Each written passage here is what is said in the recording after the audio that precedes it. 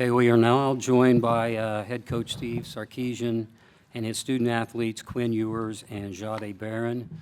Coach, we will come to you first for an opening statement about your view of tonight's game, and then we will go to questions from the floor with the media. Coach? Yeah, hell of a football game. Two really good teams battling, and they made two big plays. You know, they hit the screen at the end of the first half and got the sack fumble on fourth down there for a touchdown. But two really good teams, a ton of credit to Ohio State. They're a very good football team, well-coached, hard-fought game. I'm really proud of our players for the resiliency they showed tonight to fight back, to get into the game. To have an opportunity first to go on the one, and we're able to put it in. So as I told them, you know, that today's game is the life of a competitor. You put yourself in this arena, you compete your tail off, but we have nothing to hang our heads about by the way they competed not only tonight but this entire season. Okay, Coach, thank you so much. Let's go to questions for our student athletes for a few minutes. Then we will bring Coach back in. I think the first question that I see here on the front row on the right side, and then we will go back to the left. So here in the front, again for our student athletes. For both Quinn and Jade, you guys were one play away from getting to the national title game last year, obviously so close again. How difficult is it to get that close and not be able to finish tonight? Quinn, you want to start? Yeah, I'll start.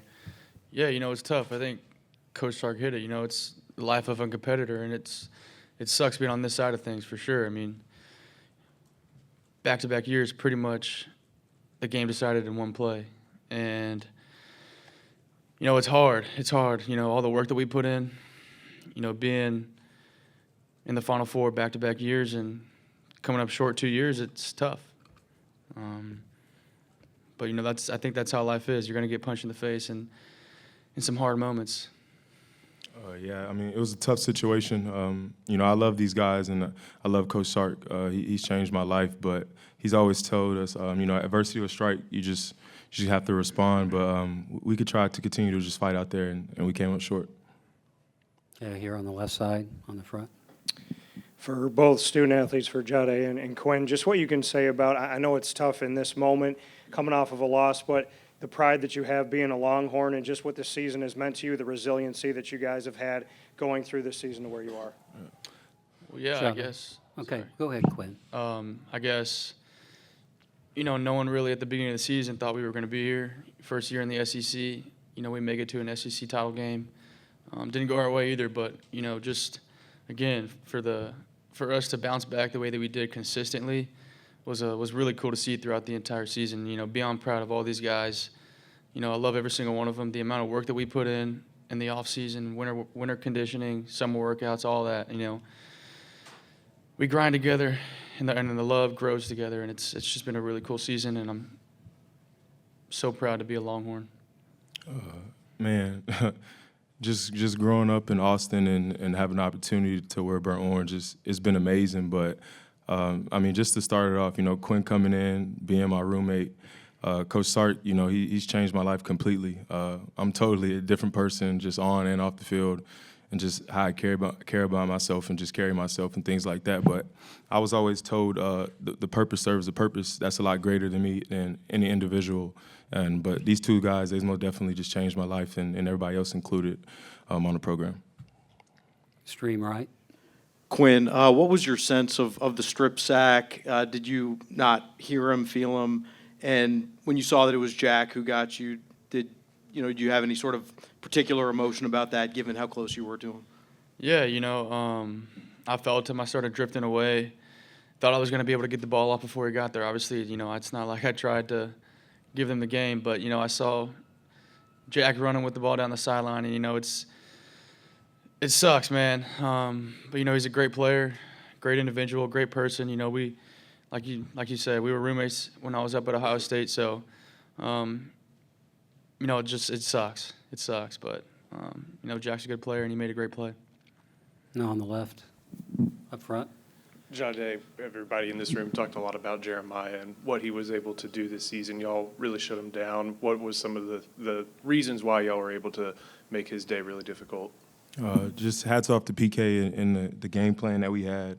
and just mastering his PK's game plan. There's a lot of things that we should have done better, obviously, to prevent some points from them scoring. But PK's game plan on that situation on number 4 was amazing.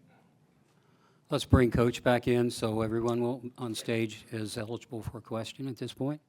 Next question, I think we have one on the right side. Is that right? No? Okay, might as well go back on the front row over here on the left.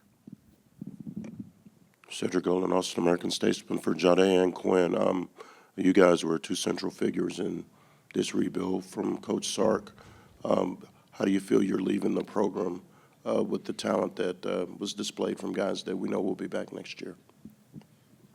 Yeah, well, I think, again, it's just a testament to Coach Sark and the guys that he brought in and the coaching staff that just completely changed, Texas football. And, growing up as a Longhorn and being able to play for the Longhorns and see us, going to back-to-back, semifinal games has been cool to be a part of. And, I hope we made the fans proud with our performances this year. We came up short, but I think we're definitely headed in the right direction as a program.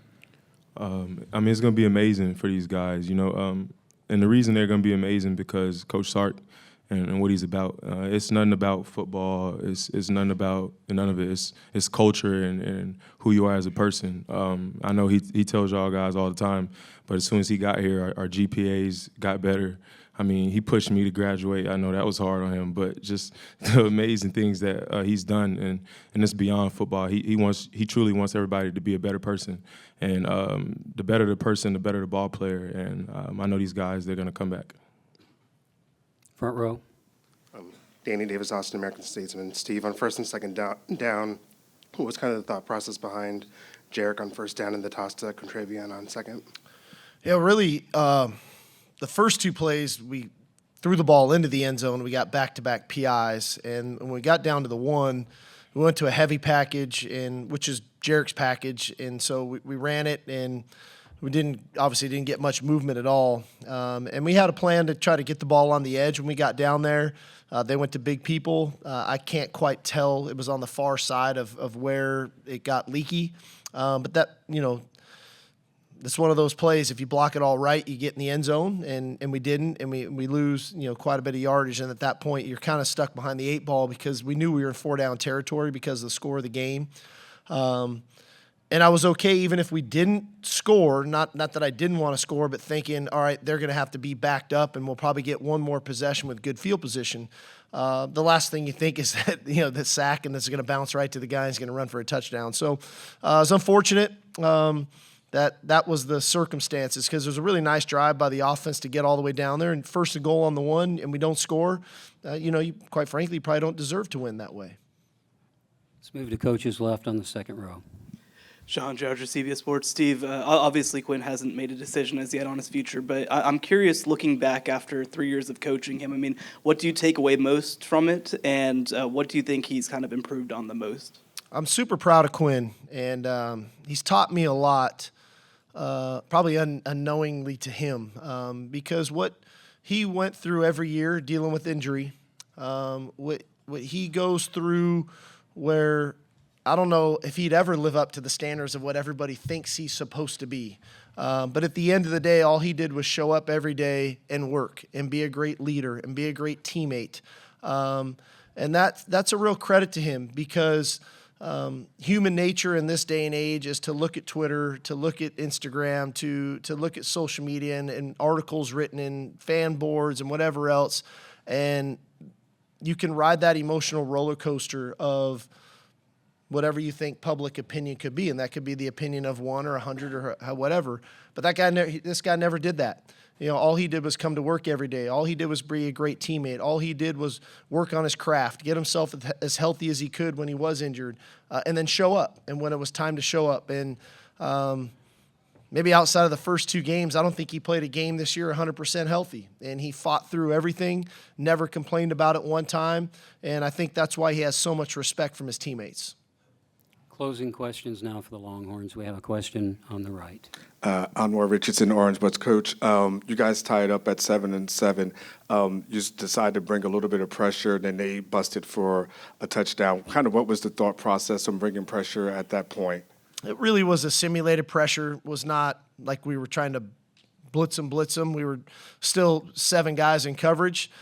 They called the screen, and they blocked it well, and they got it in the hands of a really good playmaker. You know, Henderson's got real speed, and they blocked it well. And we were always concerned about him when he got into the open field.